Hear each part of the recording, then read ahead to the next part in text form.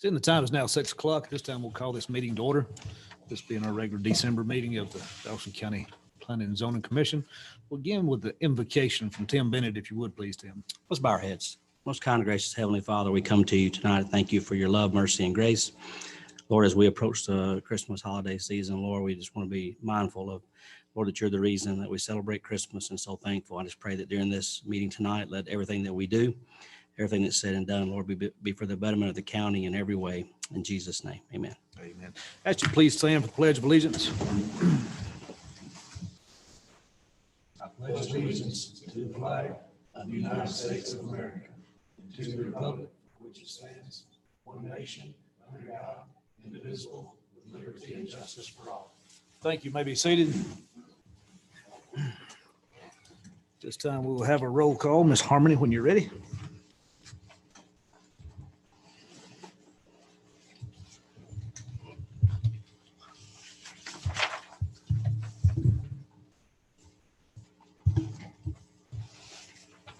The record will show that we are all present this evening, have a full board, full quorum. There will be a planning commission meeting on January the 19th, 2021, 6 o'clock, same location. Gentlemen, I assume you've had opportunity to review your minutes. Is there any amendments that need to be made? If not, is there a motion to approve? Motion to approve. I'll second. Moving a second to approve the minutes from November. All in favor? And the motion is carried. The agenda that's presented by staff tonight, is there any amendments that need to be made to the agenda? If not, is there a motion to approve the agenda as presented by staff? No. Motion to accept. Second. Moving a second to approve the agenda. All in favor? And the motion is carried 5-0. If you're here tonight to speak either in favor or in opposition of any application, and you have donated more than $250 to any local official campaign, then there's a form which you will need to fill out prior to speaking tonight, and Harmony has that form up here at the desk. Under new business, we'll begin with application for variance.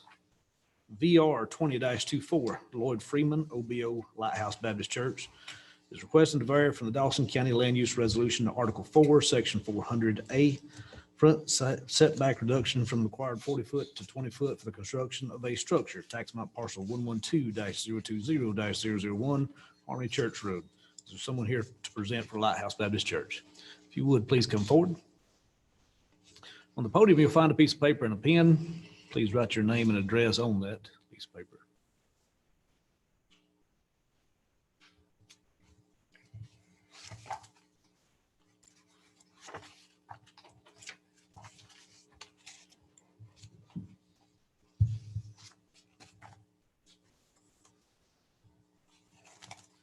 Please state your name.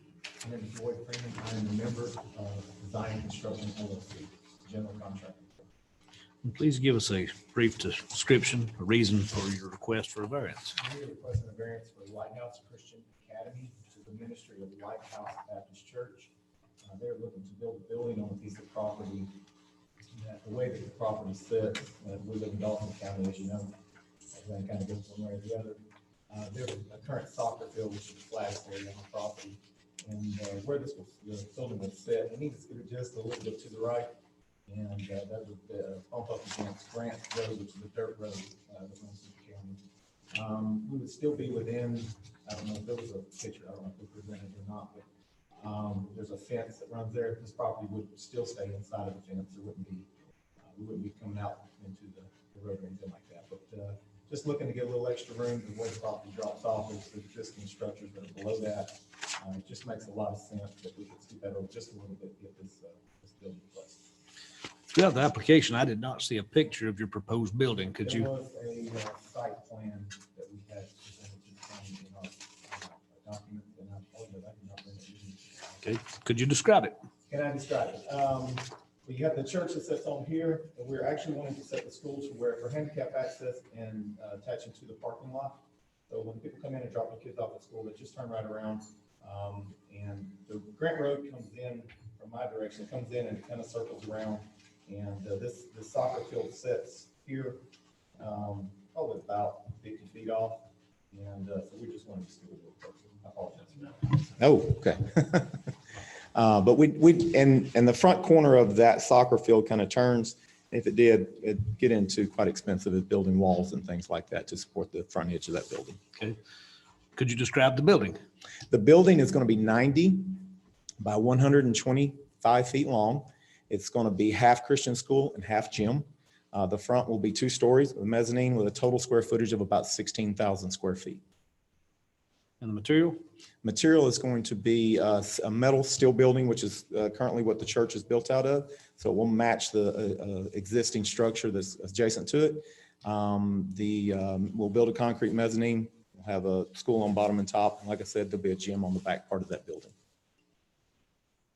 Any further questions of the applicant? Thank you. Thank you. Is there anyone here to speak in favor of the application? Seeing none, is there anyone to speak in opposition to the application? Seeing none, at this time, we'll close it to the board for discussion. Gentlemen, any discussion? Is there a motion? Motion to approve. Second. Moving a second to approve. All in favor?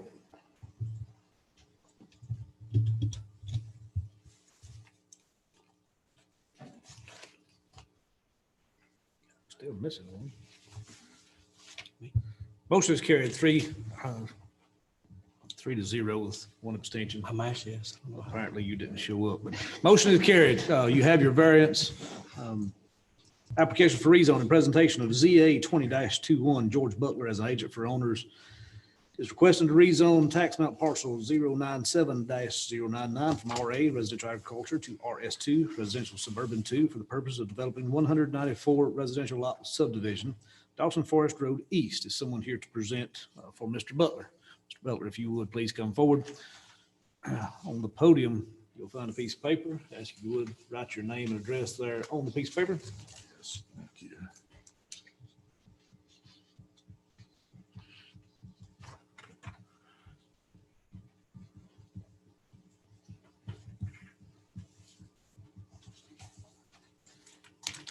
For the record, please state your name. Yes, Mr. Chairman Hamby, my name is George Butler. I'm an attorney with offices in Dahlonega. And may I proceed? Please. Chairman Hamby, members of the commission, I am pleased tonight to represent the longtime owners of this unique tract of land, 111 acres, including 15 acres south of Black's Mill Creek, with a couple of thousand feet of frontage on the creek. The families that have owned this, some of whom are represented tonight with members of the Turner family, are longtime members of this community. The Hendricks, Inez Hendricks was a superintendent of public schools years ago. Her son, Harold Hendricks, left this property to his heirs, the Robinson family, Herbert Robinson, and so forth. So education has been in all the families. They've hung on to this property for many decades. Back in '97, they sold the 20 acres in the northeast corner to the school board for Black's Mill Elementary School. They've hung on to the balance. They did consider selling the property in roughly '94 to Sid Ransom for a subdivision. And it's our understanding that that 75 acres was zoned for 285 cottage homes for a density of 3.75 units per acre, contingent on sewer. And the sewer never materialized, and it's my understanding that it was put back in RA for, of course, for tax purposes. This go round, they were determined, I think, to leave a legacy, and I'm a zoning lawyer, they conferred with me about what is reasonable to expect in the way of density. I pointed out that for whatever reason, the existence of the school would actually be one reason, and that is it is zoned, it's not zoned, it's shown on the comprehensive plan, and I've given you an excerpt, it's Exhibit C to the handout tonight. It's shown on the comprehensive plan as planned residential community, which is a fairly unique classification. And it says that that's a classification that is to encourage higher residential densities near a walkable amenity. So I said, you know, you've got the school, that's a walkable amenity. This is appropriately shown. And we talked to some developers and they said, you know, one of the developments we're proudest of was in Charlotte, North Carolina. And we built a development just like this around an elementary school. We gave the land for the elementary school, and those houses sold for more and have appreciated more in value than any subdivision we ever did. So we think that this will be a great subdivision. We talked to Damon Gibbs. I'm assisted in this by Jason Power, who is, I'm sure, known to all of you. We met with Superintendent Gibbs. I was immensely impressed with him. He looked at this, he said, this would be great because we said, we're not only going to do a subdivision that has interconnectivity between the subdivision and the school so the kids can, in essence, walk in the back door. But I've also told the owners that not only are you planned residential community that encourages higher residential densities, but you also are eligible for a conservation subdivision because you have these wonderful resources. You got this fabulous Blacksmill Creek frontage. You have this rock promontory, which is in the northwest quadrant at the corner of Blacksmill Road and Dawson Forest. We had Matt Payne of your Parks and Rec go look at both. He said, I would love to have you preserve those two under a conservation subdivision.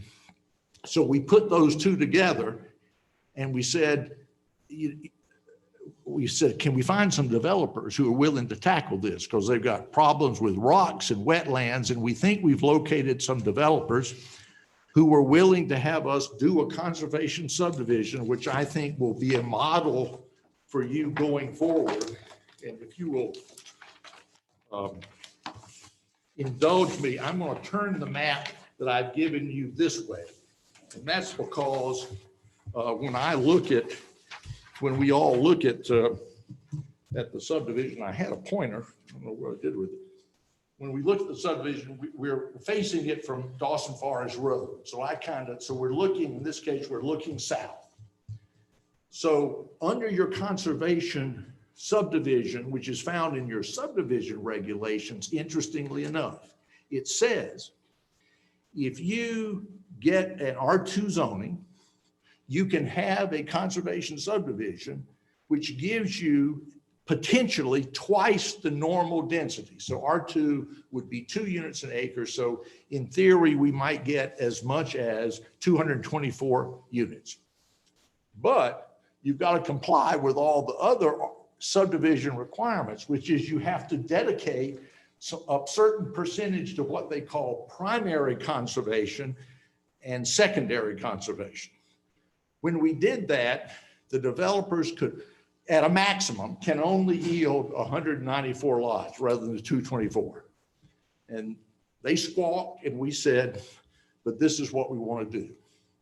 So we've gotten them to agree to go with the 194 lots, assuming they can get this yield, because there is rock and there are wetlands.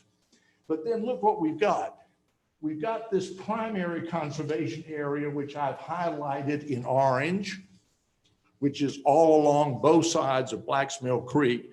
That's 33.4 acres. Then we've got the secondary conservation area over here, this rock promontory. That's 17.3 acres. So the primary and secondary conservation areas, which will be put in perpetual conservation.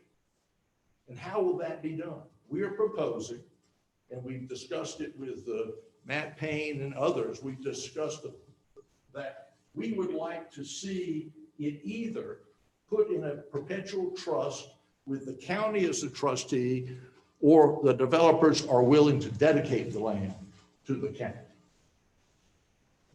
Now, there's additional acreage that is crosshatched in green, but it has a white background, and that's more open space, but that's for our detention ponds and things, and that's another 15.3 acres, so that the total acreage that is going to be undeveloped will be 59% of the property. So they're going to cluster the homes within 40% of the property.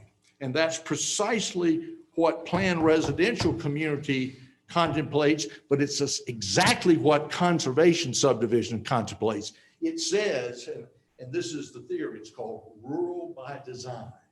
And you want to put green all the way around the development so that it is not particularly visible.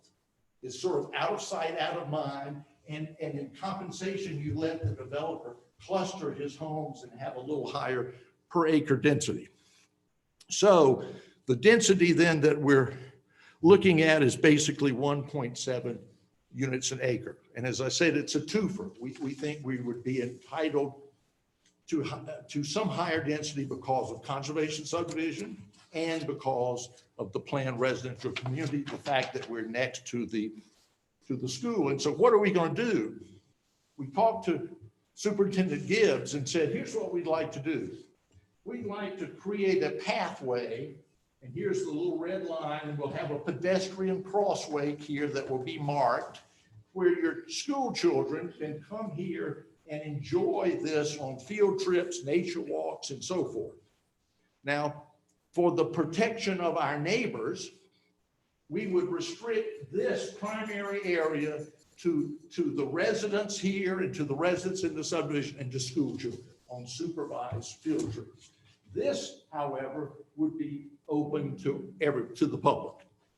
And Matt Payne says he has some ideas for what to do with that. Now, to protect our neighbors further, and let me point out already, a very interesting thing, 194 lots, only 9 of them back up to other homes, existing homes, because look, they're buffered by this primary area, by the secondary area, by the school, and by Dawson Forest Road.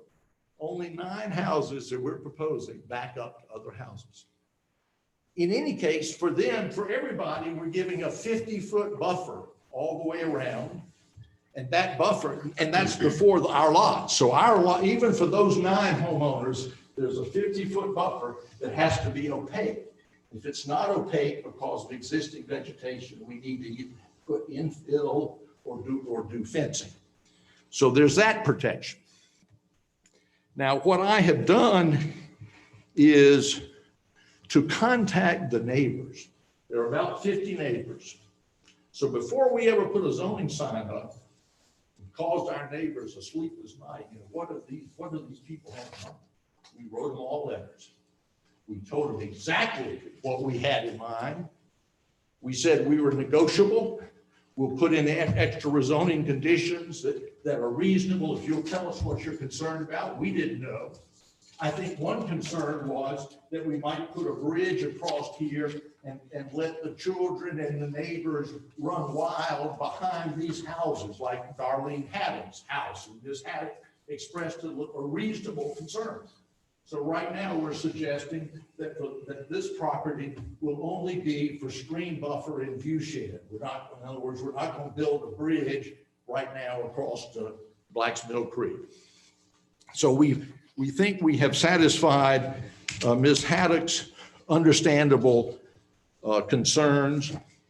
And so there are going to be 2 different sets of restrictions. So as I just told you, these will be limited to certain people, the school children and the surrounding owners on this side using passive recreation, walking trails, passive amenities, no physical equipment, no motorized equipment, no alcohol, and so forth. So we do think that the people understand that this is going to be well taken care of in terms of the restrictions. And then Matt Payne will meet with the county board and decide exactly what the hours of operation would be for this property.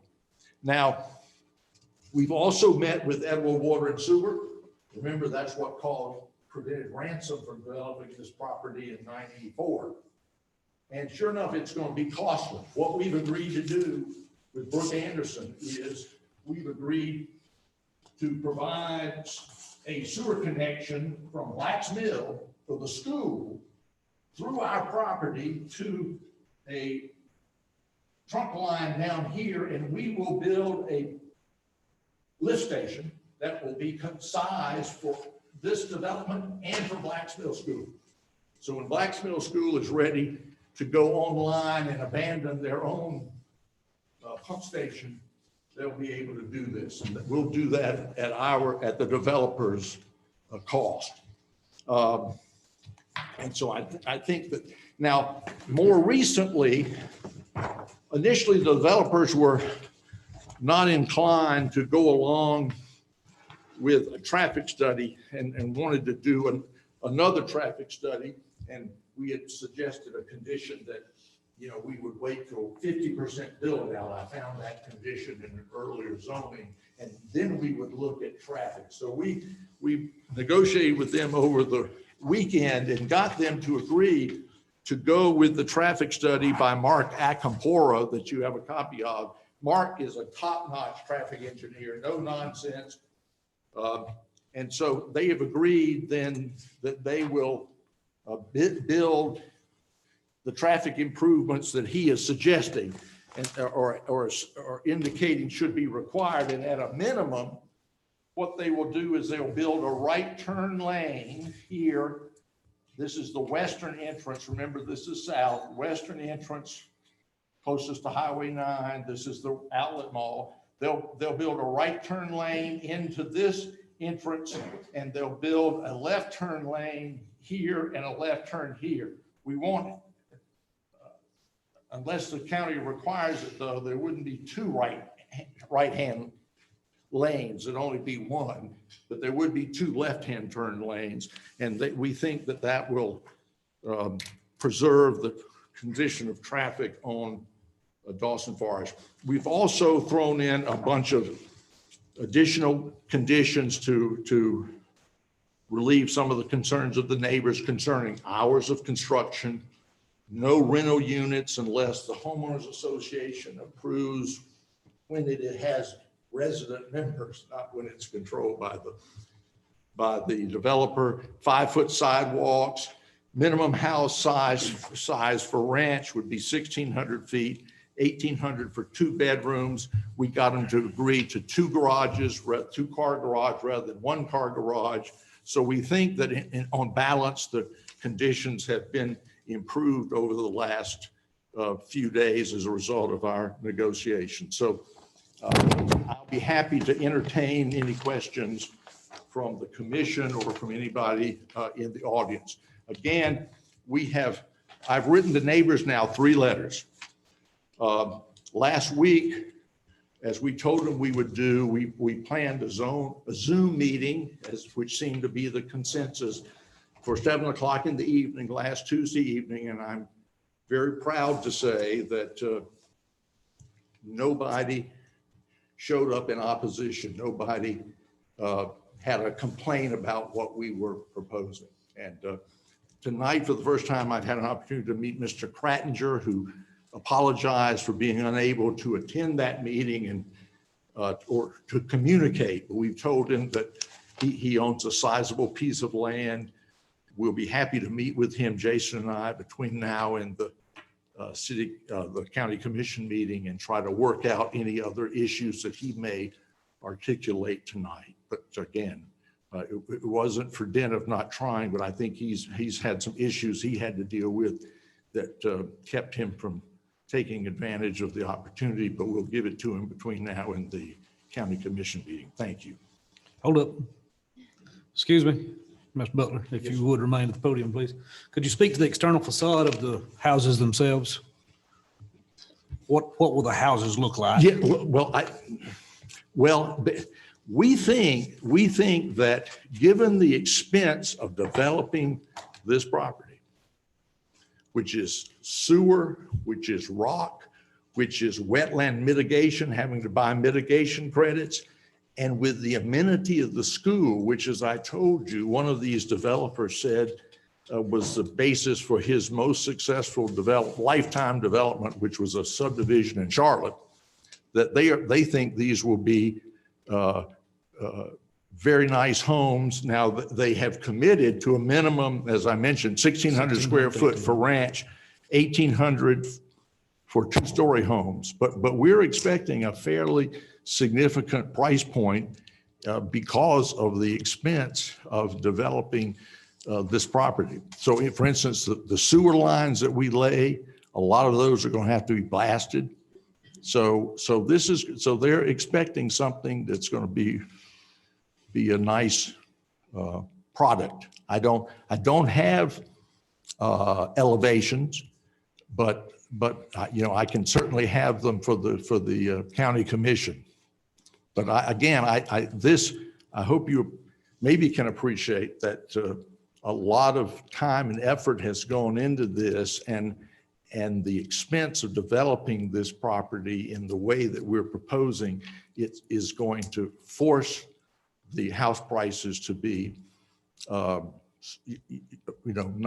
these aren't going to be inexpensive homes. Okay. Thank you. Hold on. Any questions to the applicant? But you don't have a price point. You're making an assumption. You don't have a price point. No, I'm not making, I don't have a price point, but we know that what the costs are. In other words, we have seen that, every time the developer hits rock or comes to us and like the issue with the Etowah Water and Sewer, we're going to have substantial expense. We're going to give, I didn't mention this, we're going to give an easement along Black's Mill for a future trunk line, if necessary, 18-inch trunk line. We're going to go on and contribute to Etowah Water and Sewer the cost of the 18-inch trunk line. Just like if they decide not to have us build the smaller pump station size for us and for the elementary school, we will contribute that money and they can build the lift station farther down. But there's some substantial cost involved. So these will be nice homes. And I'm sorry that you caught me a little flat-footed because Mr. Power and I have been privy to all these conversations. So we know that with 194 homes and the costs that we're talking about, that the prices can't help but be,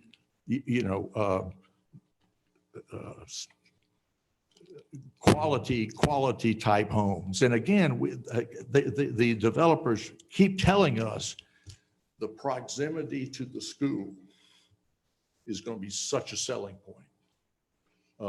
And Superintendent Gibbs has said, son, we've got plenty of capacity in Black's Mill. So he said, I'd love to see, young professional families. We're going to have the medical complex at the end of 400 at Northeast Georgia. I'm hoping that we're going to have doctors and nurses and other professionals who are going to be, in our community and buying these homes. And certainly in Dahlonega with this COVID thing, house prices have accelerated greatly, and we've just they've just zoned some land in downtown Dahlonega for homes, thinking that again we're going to be able to attract people from Atlanta, and this is the phenomenon that they're seeing in Florida, where people buy a second home in the mountains in a beautiful area like this and get to flee the city on the weekends. And I think we're going to increasingly see that. So I think these are going to be nice homes. If you've got specific data that I could get from the developers, we'll be happy to do that. Secondly, I'm sure the traffic engineer for Dawson County will probably bring this up, but your driveway closest to Black's Mill is probably going to be too close for operations of the school. So I would ask that whatever develops here, that they take a look at the school operations as the school continues to increase and you end up with more people going to the school. The traffic in and around those driveways at the school can't be hindered. So I've seen plenty of developments larger than this operate with one driveway. I don't see the need for two driveways. Okay. So I would ask that whatever develops here, whether it's something this dense or in the future, get as far away from Black's Mill access points as possible. Secondly, I'll just go ahead and caution you. I've already dealt with, because I was traffic operations manager for the city of Alpharetta. Okay. There's a subdivision in Windward that they did the wonderful thing of providing access from the subdivision into the school. Okay. We actually had to put a crossing guard in that subdivision because of drop off that occurs. Because people didn't want to have to deal with the line at the school. So they go into the subdivision and drop their kids off in the cul-de-sac. Okay. And literally, we have not been able to figure out a way to stop it because it's an easement that was given to the subdivision and to the school. And it went right behind, in between two houses, and there's no way to stop Was it that. a walking access A or a walking drive? access trail. Okay, so what ends up happening is the wonderful parents who don't want to wait in the car rider line ends up going to the subdivision, driving their kids off. I'm just going to bring this up as a cautionary. No, I think issue. that's, I think that's. It's a equitable. wonderful thing. The thought process is, hey, we're going to provide this access for the neighbors to allow their kids to walk to school. And it ended up being just the opposite. So we're just going to throw that out there. Okay, just word We'll of definitely get experience that now, we've dealt but with at Alpharetta. There has to be a way to skin that cat, but unless. We haven't been able to figure it Unless you out. know about it, that's right. And, okay. I just want to throw that to you. Okay. Any other questions to the applicant? Thank you, Ms. Butler. Is there anyone here to speak in favor of the application? Seeing none, is there anyone here to speak in opposition to the application? If you would, please come forward. Write your name and address on a piece of paper that's there on the podium.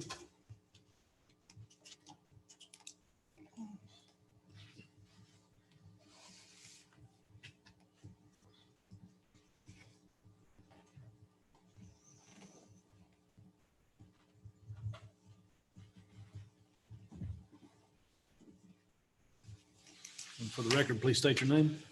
Tyler Carpenter, 128 Blacksmith Trace West. I'm here in opposition. Obviously, he said there would be 9 locations directly affected. Mine's gonna be one of them. And frankly, we just don't want 194 houses in our backyard. I mean, you're talking about traffic impact, as well as they have no study on what population it's gonna bring. They got a lot of theories on who it's gonna bring in, a lot of theories on what they're gonna do and what they're not gonna do. But frankly, it's a conservation land. It's supposed to be conserved, not built on.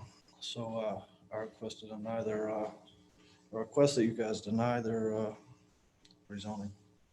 Thanks, sir. Anyone else speak in opposition? I'd like to speak just for, Please come forward, write your name and address on the piece of paper there on the podium.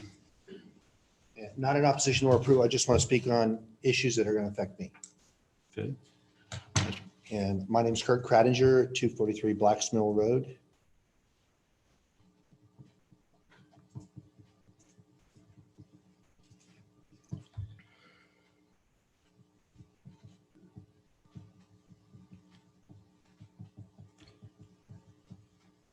Hello, members of the Planning Commission and Chairman Hamby. It's been a while.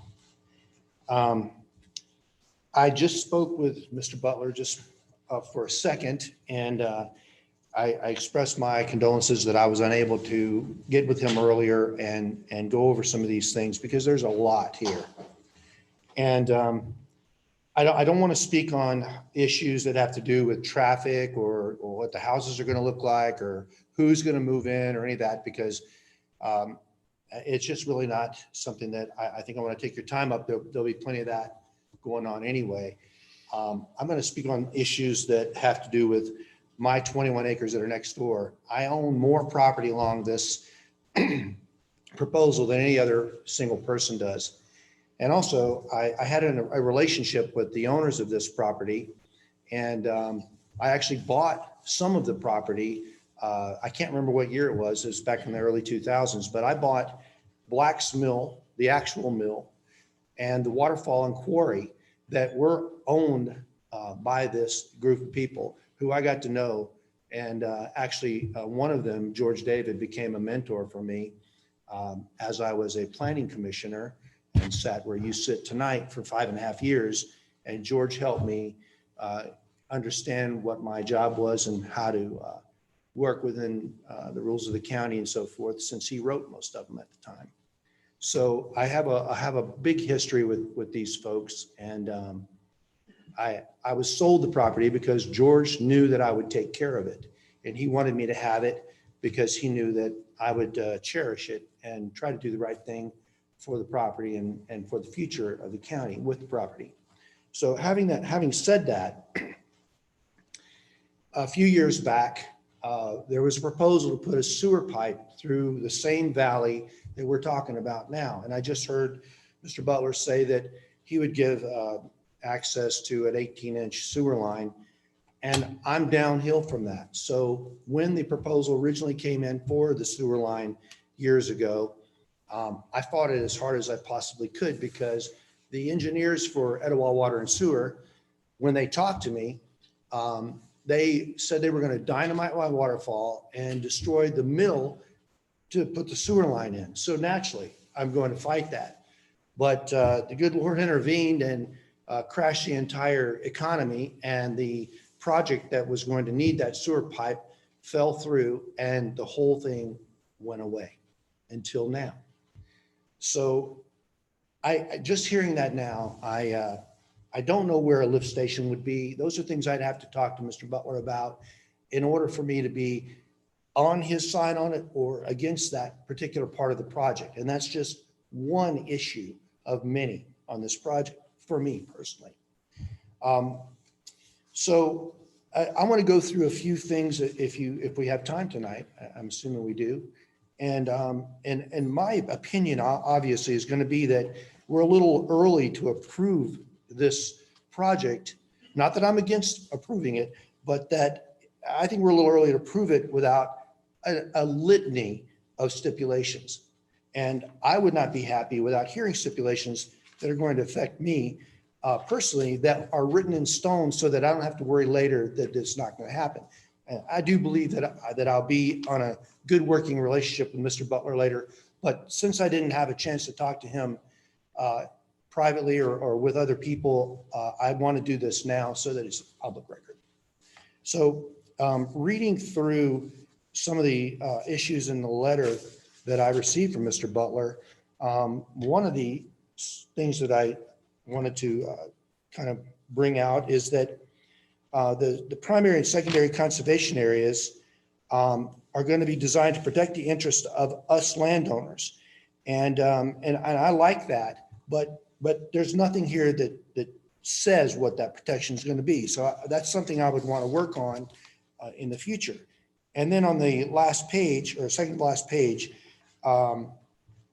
we have here legally binding, that they want to have legally binding zoning conditions, restrictive covenants and easements to nail our developers' feet to the floor, so that we, property owners, can be assured that the project, if approved, will be what is represented to be. So having said that, I agree with that. However, we have to have some stuff in writing that shows exactly where we're going to be, what we're going to be doing as this project goes forward, being that it is a really huge project, and it will set a precedent for the county in that this conservation subdivision would be something that other people would like to emulate if it works for this particular group. So like I said, not speaking out against it, because there's some things in it that I really like the pieces of land that they want to conserve. Well, one of them is right next to me. Naturally, I want to conserve that. But if it's a park with a bunch of people there with public parking on it, you know, I already have huge issues with people coming to my waterfall and wanting to see it, even though it's private property. They just think they can just do whatever they want, you know, because it's beautiful and accessible actually from the road. Well, that causes me a lot of trouble. And it does invite certain types of people. For instance, a sex offender lured a boy down to that waterfall some years ago. And thank God I had a worker there on the property that alerted law enforcement and he was caught. But this event happened and it affected me highly that my property could be a magnet for something like that to happen. I didn't even go down to my waterfall for 2 years after that. Well, now if we have 250 homes and everything that's bringing, along with the county growing the way it is, you know, it's even more of an issue for me. And secondarily, as far as security is concerned, with the amount of property line that I'm going to have, and actually I have like 6 or 7 houses right on my property line on the 50-foot buffer, and my shop for my, by the way, agricultural land. I am not a residential property. I'm an agricultural property. And that agricultural property has a lot of things that I can do that normal people can't do. I can burn a fire every day without a permit anytime I want because I'm agricultural. I can have pigs. I can have chickens. I can make noise. I can do a lot of different things that normal people can't do because it's ag property. And so that in and of itself might have something to do with maybe moving some of those houses a little further from my property line so that the cops aren't constantly called every time I'm banging with a hammer on a piece of equipment. So let me move on down the line here. That's, oh yeah, okay. So on that issue itself, I have equipment. I've got bobcats, excavators. I've got every kind of a small equipment known to man. You know, young kids and so forth without an impediment can just walk across the property line and walk away with whatever they want, you know. I'm not saying that would happen. I'm just saying I don't want to be the one that's stuck with a security problem from this. I want someone else to be stuck with that problem. Vis-a-vis, in here it mentions a fence or some type of buffer. I would want it in writing that I got a fence and not just a 6-foot fence. I want an 8-foot security fence on my property line. Things like that have to be worked out. I understand that. I missed my opportunity. Mr. Butler, I was out of town. I had some other big issues. One of the big issues that happened to me was, and this is of a concern to everybody that is in planning like you are, we have way more runoff now from all these developments everywhere. And the other couple of months ago, we had a hurricane come through here. I think it was Zeta. And it dumped a tremendous amount of water on us. Anybody dealt with highways knows what that washout was like.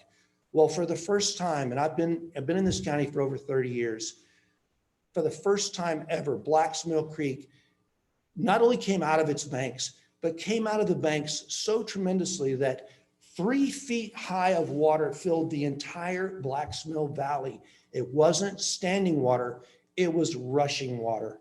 And I probably sustained anywhere from $50,000 to $100,000 worth of damage from that flood. First time ever. So that's one of the issues why I wasn't able to really get with Mr. Butler on this, because I'm having to deal with that right now. And I didn't have flood insurance. Who knew that would happen? That happened 2 months ago, whatever it was. But that's going to happen again and again, not only for me in that valley, but for many other people are going to have to deal with that. One of the things that we have, and Mr. Butler mentioned that, is detention and retention ponds in this county. They're called best management practices, and they look good. Big pond fills up to a certain amount and slowly releases the water. However, in a big rain, when those ponds fill up, it's as if they are not even there. And the rest of the water after a certain amount of rain comes down these valleys. So that's not an issue that I want to take up tonight. I just want to mention that every time another subdivision is built, more and more water are going to come through our valleys and do more and more damage. So if you don't mind, I just want to look through and see if there's anything else that I wanted to say before I leave the podium. Oh yeah, sorry.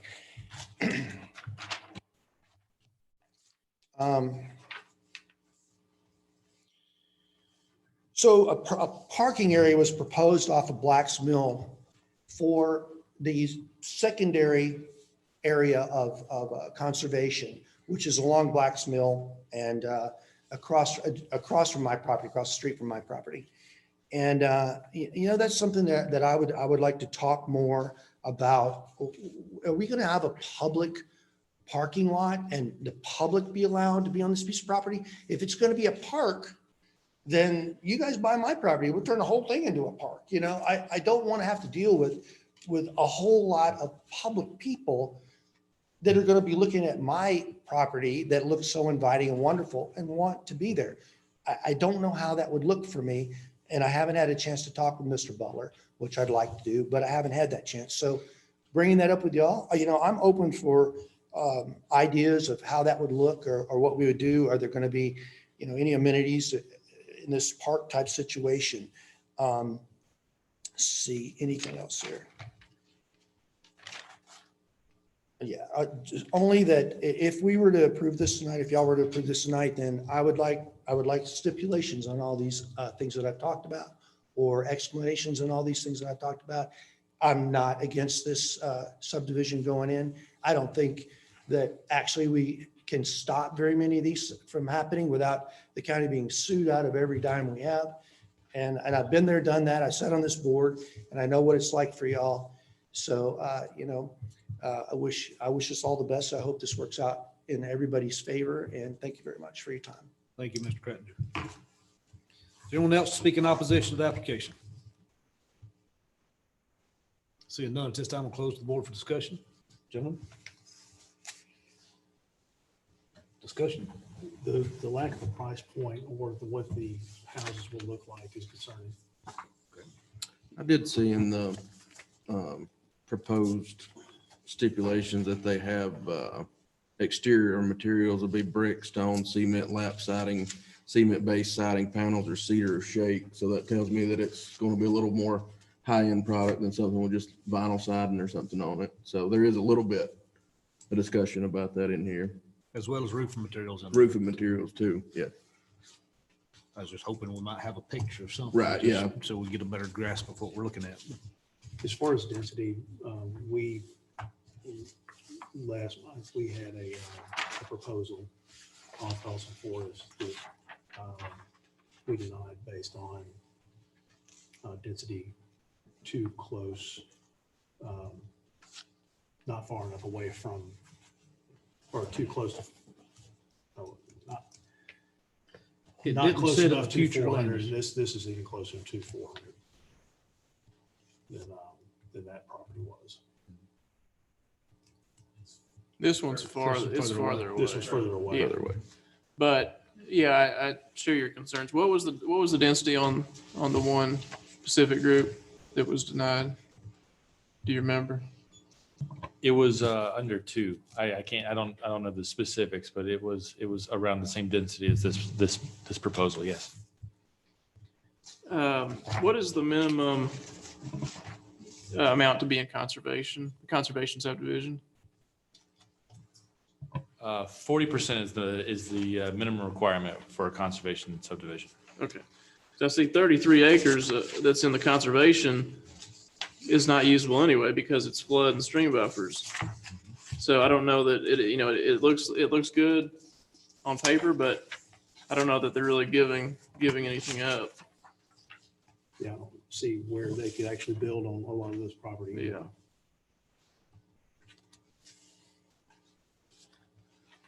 The density is what concerns me. Because if we approve this, then certainly anything closer to 400. Well, that was my point. I'm Yeah. sorry to mix that up, but we denied the other one based on this. And, Right. You know, this is, One of the main differences between this one and that one is what the future land use says for this parcel. And I think it's, what does the future land use plan say now? It For this refers to one. this piece of property as RPC, which is Residential Plan Community, Right. What was the one with the Pacific group? residential subrural. What's the maximum density on?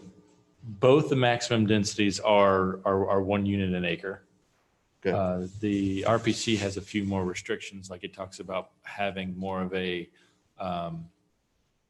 homeowners association, it being more of a planned community, whereas residential subrural is more or less your individual homes that could be split up without being a quote unquote subdivision type neighborhood. But if you're going the conservation route, we do allow higher densities. If you go the conservation route and do a conservation neighborhood, there is a density incentive given for contributing the primary, secondary restrictions on conservation areas. So if it was a RPC conservation, what would the maximum density be? Is an excellent question. One that I don't have in front of me, but I would say that it's probably 2 units an acre. It probably doubles. And if you would speak to RS2 versus RS3, please. So RS2, yeah, absolutely. RS2 is 2 units an acre. So essentially it's half acre lots. And then RS3, Is a third of acre lots. So it's 3 units an acre. which Pacific Group, as we discussed last month, was requesting RS3. And tonight, this particular presentation is an RS2. Correct. So the last one that we looked at last month was 3 units per acre versus this time being 2 units per acre. RS2 versus. But they RS3. were proposing less than that on the Pacific Group. Correct. Correct. The Pacific Group, they came in with the request of RS3. Yes, but then they kind of negotiated down to less than 2 units an acre. I think they were like 2.3 units an acre at the original, but then they went down to under 2 units an acre. Yes. But as far as your precedent set, you're concerned with RS3 that close or far out, whatever the case may be. This is RS2 that's being proposed tonight, which is still 2 units per acre, half acre lots. Actually, less than that because it's all jumbled together. Very tightly compacted, so it would not be half acre lots. It would be very, very small lots. That the houses are individually built on with an overall density of 1.73. Okay.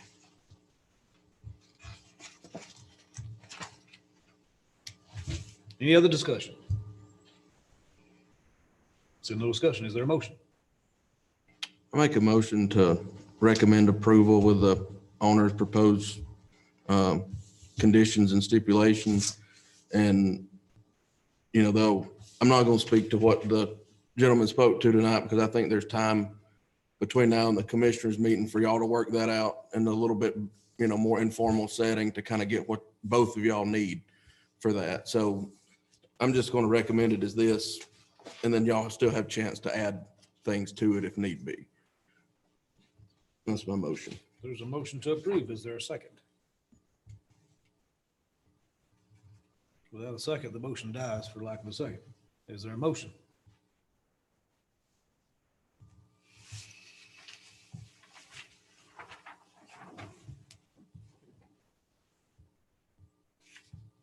Motion to recommend denial. Motion to recommend denial. Is there a second?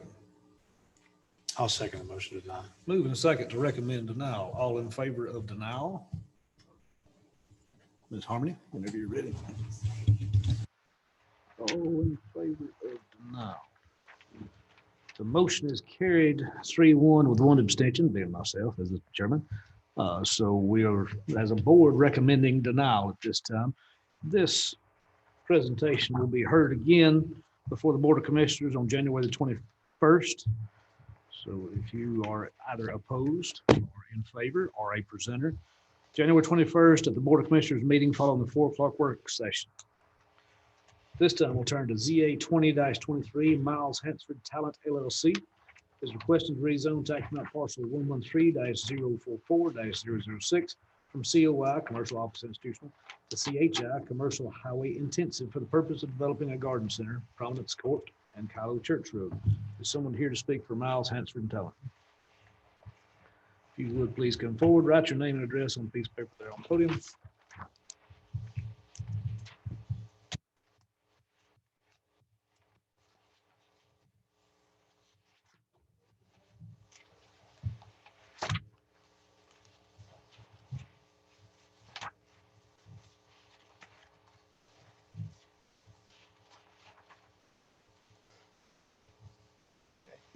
Good evening, Board. My name is Jonathan Beard. I'm with Miles Hansford and Talent. I'm here on behalf of the applicant tonight. We are seeking as stated, a rezoning of 2.4 acre tract located on the south side of Kilo Church Road and at the intersection of 400. It is currently zoned commercial. It is currently COI. We are seeking a rezoning to a new zoning classification, which is the CHI. We had originally sought a CHB, but in speaking with the planning department, it was determined that the proposed use fit better under the CHI zoning category. So that is what we are seeking. The proposed use is a landscape supply venue. It will have, as a garden center, it will have landscape supplies as well as lawnscape sculptures. It has a current location, or did have a current location in downtown Cumming. But that site is being developed. So the applicant, who is a Dawson County resident, is looking to move that facility to this location. The surrounding properties, as included in your staff report, are already zoned commercial, located to the south of Kilo Church Road. So that will be in conformity with that, with adjoining property owners. The overall site, again, is 2.4 acres. The actual building is approximately 5,000 square feet. There will also be pole sheds located on the north and south side of the structure. There's a large gravel display area where these materials will be displayed outdoors. We have 25 parking spaces that are proposed. It's my understanding, I will confirm with the applicant, but it's my understanding that the structure itself will be wood sided, but I will confirm with the applicant. I know that was brought up in the previous matters, but we do not have elevations at this time, but I will confirm that with the applicant. You have 2 driveway entrances? Correct. There's one existing, which is located on Prominence Court, but there will be an additional one proposed. Where does it go to? There's one on Providence Court right now. Correct. Okay. Where's the other driveway going to? It will be on Kilo Church Road as shown. It'll on the go site on plan. to Kilo Church. Yes, sir. Any questions to the applicant? How close is that driveway from the intersection being proposed? Appears to be at this curved intersection, but at least 109 feet as shown on the site plan.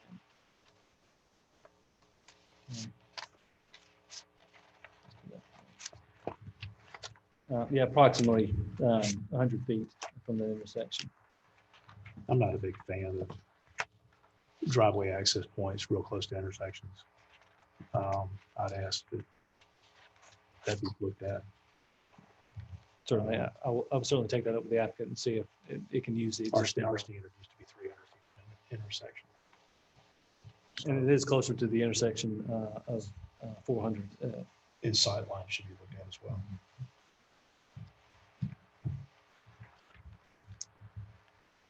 Certainly with it coming on to Prominence, it is out of the way, but with the Kilo entrance, it could pose some traffic issues for certain. Any other questions to the applicant? Thank you. Thank you. Is there anyone here to speak in favor of the application? Is there anyone here to speak in opposition to the application? Seeing none at this time, we'll close it to the board for discussion. Gentlemen, do you have any discussion? I'm just curious, what happened to that auto place that was, didn't we rezone this for that auto place at one point? No, this is currently zoned commercial office institutional. So it was originally supposed to be like a office complex. Okay. Where was that? This has been used as when GDOT was doing the continuous flow intersection, they actually graded this piece of property for their headquarters. I think what you're talking about, Neil, was down further at Lumpkin Campground and on this side of it, on the other side of Kilo, right there between, I think. I don't know, that's been a while back, so. Oakmont is where that particular one was at, on 400 northbound.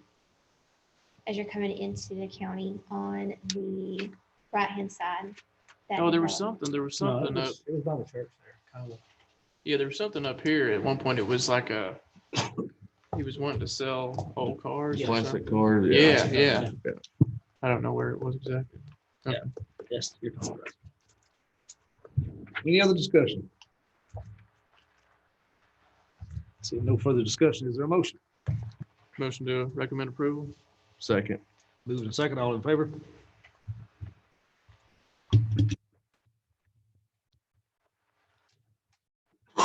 Motion is carried 4-0 with one abstention. Once again, this will be heard before the Board of Commissioners, January 21st, following the 4 o'clock work session. And at this time, we are adjourned. With nothing from staff. No comments from staff tonight? Merry Christmas. Okay. We'll see you all next year, except for Emery here. Stepping up to the big leagues. Yeah.